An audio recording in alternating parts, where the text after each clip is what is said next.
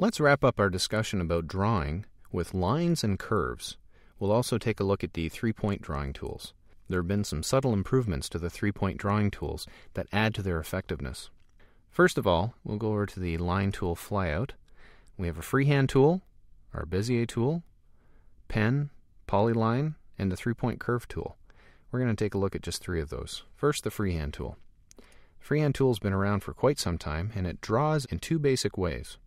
First, I can click, move my mouse, and click, and I've defined a starting point and an ending point for that line. I didn't drag.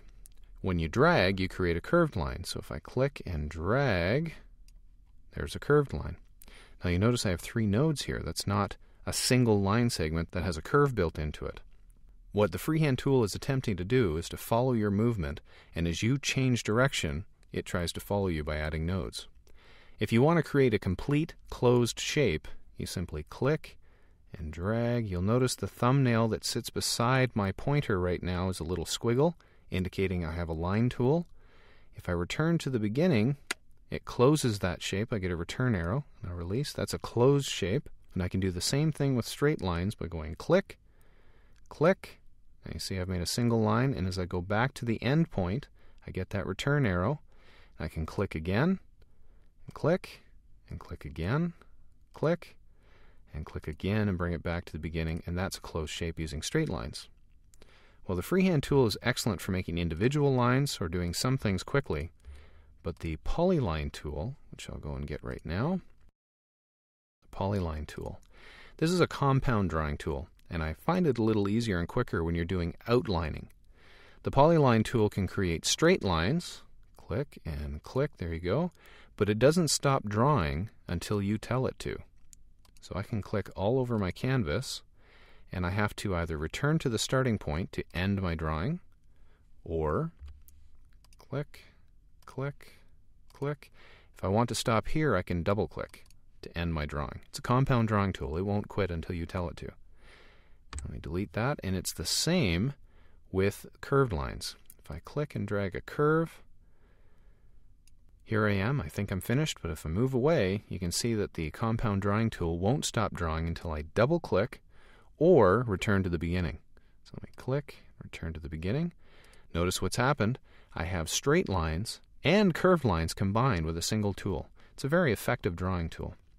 Let's take a look at the three-point drawing tools. The three-point curve, it's a good place to start. They differ when you're creating objects because it takes 3 clicks to make a single object, whether it's the three-point rectangle tool, the three-point ellipse tool, or in this, the three-point curve tool. The advantage is that you can draw objects in context. Let me show you. I'll click and I'll drag and release. Now my click and release has set the beginning point and the end point of my curve, but it's still attached to my pointer so that I can set the acceleration of this curve. And here I go, I'll click, and now I've set it down. That was 3 clicks to create a single curve, but that's a single line segment with 2 nodes. It differs, and it's the easiest way to create a single arc. It's an excellent tool. Let me just remove that. Likewise, hiding here behind the rectangle tool is the three-point rectangle tool. Again, I click and I drag and release, and then I have the rectangle attached to my pointer. So I can drag out the length of that rectangle and release. Now, for those of you who are familiar with the three-point drawing tools from the previous version, you'll notice one big difference right here. Let me just delete that. Click and I drag and I release. Now, as soon as I've released, I can no longer change the width of my rectangle. Now I'm only working with the height of my rectangle. In previous versions, your width and height remained fluid. That began to hamper the drawing process because once you've clicked and dragged and release, you've set the width and you want that to remain fixed, especially if you're combining this drawing technique with snapping, which we'll do in just a moment so we can look at another change. Let me just click to set this object. There we go. Let's go up to the View menu, Snap to Objects. I'm going to create another object to show you another improvement that has been made to the three-point drawing tools. And these are subtle changes, but they really do speed up your work and make your work a lot more accurate.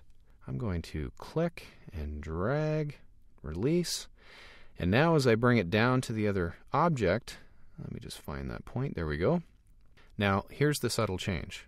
For those of you who are familiar with the 3-point drawing tools, in previous versions, the target, the pointer, kind of led your object by a little bit, so it was difficult to place the edge of the object exactly where you wanted it to be. Well, with the enhancements to snapping, now you have the pointer fixed right on the leading edge of your object so that you can put the pointer on a snap point, wherever you want it to be. Here's the midpoint of that object, here's the top node of that object, bottom node, your center point. And when you find the point that you want to snap to, you click to finish your drawing, and now I know that my second rectangle is lined up exactly with the corner of the first rectangle. So those subtle changes have improved drawing with the 3-point tools. If you haven't already used the 3-point tools, you're going to find them extremely fast drawing tools for certain situations. And the enhancements has only made them better.